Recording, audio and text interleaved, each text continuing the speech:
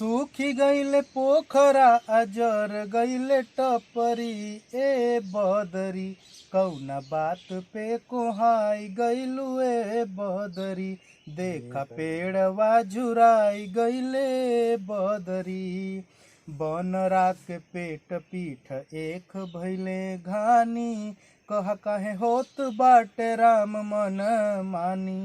गोरुवन क बेटवा क पेटवा खपरी ए बदरी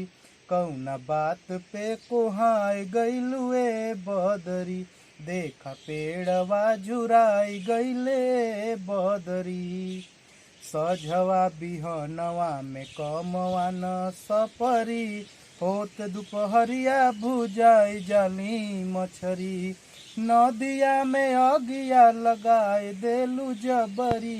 ए बदरी कौना बात पे कोहाई गईलू ए बदरी देखा पेड़वा झुराई गईले बदरी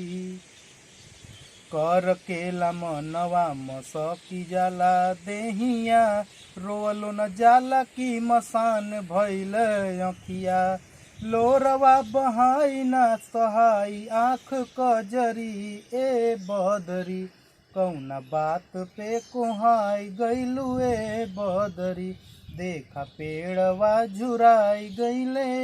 बदरी सियरा हथिनिया आ बघवा के बात बा तोहके बोलावे लाई बनवा छो हाथ बा मेघवा बोलावे तो अमाए जालू गगरी ए बदरी कौना बात पे कोहाई गईलू ए बदरी देखा पेड़वा झुराई गईले बदरी बोला काहे भकुआए गईलू ए बदरी देखा पेड़वा झुराई गईले बदरी